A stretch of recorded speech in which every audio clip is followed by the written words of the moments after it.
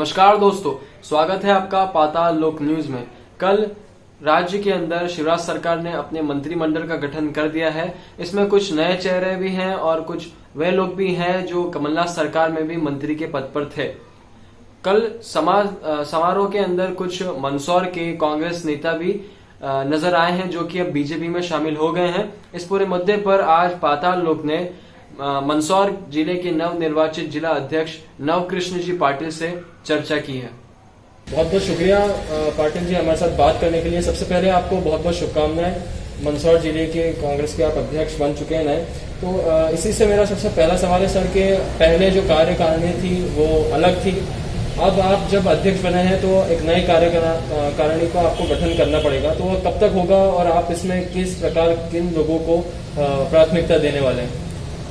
जब भी कोई नया अध्यक्ष बनता है तो उसको अपनी टीम बनाने का अधिकार रहता है, क्योंकि संगठन को गति देना और उसको चलाना उसके ऊपर निर्भर करता है, उसकी कार्यकारिणी के ऊपर है। तो लिहाजा ये तो एक स्वाभाविक प्रक्रिया है नए अध्यक्ष बनने के साथ भंग होना।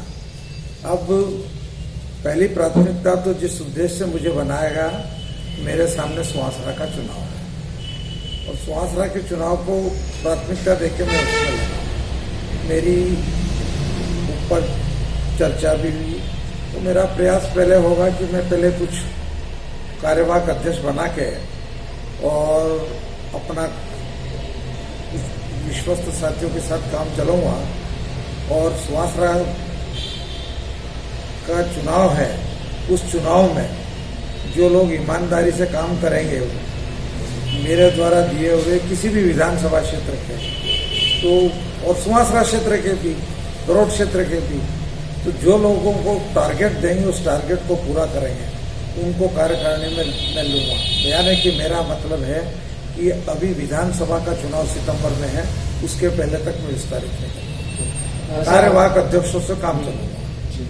सर वैसे मैं सुहासरा विधानसभा के जो अभी चुनाव होने वाले हैं उसके बाद में आता है, लेकिन आपने पहले बात करी, तो मेरा सवाल यही है कि उम्मीदवार अब तक कांग्रेस पार्टी ने डिक्लेयर नहीं किया है, तो इसके ऊपर आप क्या प्लानिंग कर रहे हैं और किस प्रकार से पूरी आपकी तैयारियां हैं चुनाव को लेकर के, उसके बारे में जानना चाहूँगा। देखिए, भारतीय जनता पार्टी का उम्मीदवार तो डिक्लेयर है, 22 ही उम्मीदवार डिक्लेयर है, वो गए भी इसी शर्त पे हैं, ठीक है।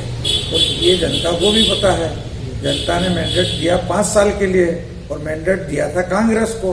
चुनाव हो रहा है बीच में, यानी जनता के जो वोट था उसकी कोई वैल्यू इन उम्मीदवारों ने समझी नहीं।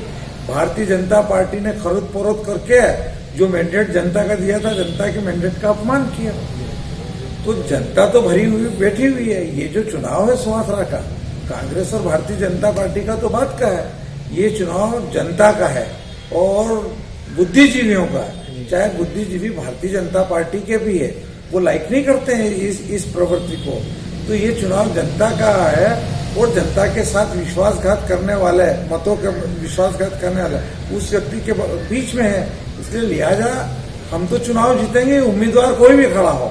लोगों के, हम जो गाँवों में जा रहे हैं तो सब लोग ये प्रण कर रहे हैं कि उम्मीदवार कोई भी हो, हमें कांग्रेस को जिताना है। सर आपने बात कही कि जो लोग गए हैं बीजेपी में वो इसी उद्देश्य से गए हैं, तो मेरा आपसे यही जानना चाहूँगा कि एक के बाद एक लोग जो है वो जा रहे हैं और कल भी शिवराज सरकार का जो मंत्रिमंडल का गठन हुआ वहाँ पर भी नेता जो है कांग्रेस के मंदसौर के नजर आए। ऐसे आप लोगों इस प्रकार की गलतियाँ जो कर रहे हैं कांग्रेस, उसके ऊपर आपका एक्शन किस प्रकार से? देखो भैया, जो छोटे मोटे गए मैंने तो देखा नहीं है, लेकिन वो फूलझड़ी और पटाखे हैं। और जिस तरह से मंत्रिमंडल का विस्तार किया और जो बीजेपी ज्वालामुखी के ढेर पे बैठी हुई है, ये सारे पेपर जान रहे हैं, तो वो पहले अपना घर संभाल ले। इनके जाने से हमें कोई फर्क पड़ेगा नहीं, क्योंकि जनता हमारे साथ उठ खड़ी हुई। मैंने आपसे कहा कि जब जनता उठ खड़ी होती तो फिर कोई भी पार्टी सामने टिकती नहीं है। जनता की जनभावना वाला ही उम्मीदवार देता है। सर जिला अध्यक्ष बनने के बाद में आप मंदसौर के लोगों को और मंदसौर के कांग्रेस के कार्यकर्ताओं को क्या संदेश देना चाहेंगे? कांग्रेस के कार्यकर्ताओं को ये संदेश देना चाहता हूँ कि जो अंतिम छोर पे पोलिंग तक का व्यक्ति है, उन पोलिंग तक के व्यक्तियों का सिस्टमेटिक मैं नए सिरे से गठन करूंगा। गांव की समितियां बनेगी और गांव की समिति का व्यक्ति जो कहेगा वो काम हम करेंगे, तो लोगों को एक उत्साह मिलेगा। और क्योंकि हमारे शहरी क्षेत्र के लोग भी हैं, उन सबका उद्देश्य यही रहता है कि कांग्रेस मजबूत हो। तो उनकी जो जन भावना है, कार्यकर्ताओं में जन भावनाओं के सम्मान करते हैं, उस ओर चलेंगे।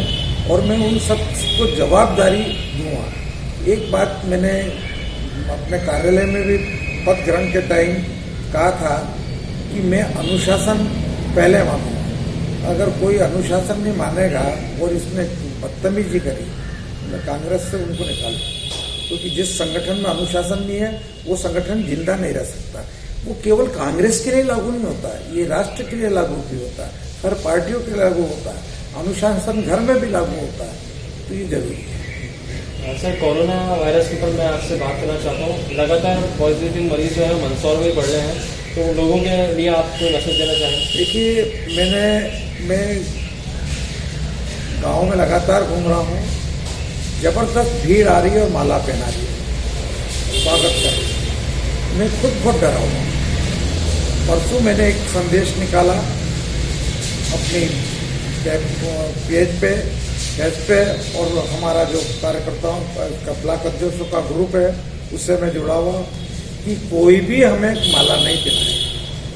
मुझे आपकी भी उतनी चिंता जितनी मेरी है, क्योंकि वो कोरोना नजर नहीं आता। लिहाजा कल जो बड़ा कार्यक्रम था उसमें प्रियव्रत सिंह जी, पूर्व ऊर्जा मंत्री, हमारे उमराव गुजर जी, ऐसे और भी लोग थे।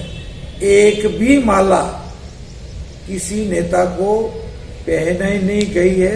एक आदि कोई अपवाद स्वरूप हो जाए तो हो जाए, लेकिन हमने नहीं किया। और हम इसको धीरे धीरे ये मास्क वाला भी और डिस्टेंसिंग वाला तो अपने लोगों का उत्साह है, उसको कैसे संभालें, हमारे सामने ये भी प्रश्न है। पर हम कोशिश करेंगे, क्योंकि अब धीरे धीरे एक बड़ा दौर चालू होगा लोगों की भीड़ का, और ये जरूरी है लोगों की जीवन बचाने। बहुत बहुत शुक्रिया हमारे साथ बात करने के लिए पाटिल साहब। ठीक है, धन्यवाद।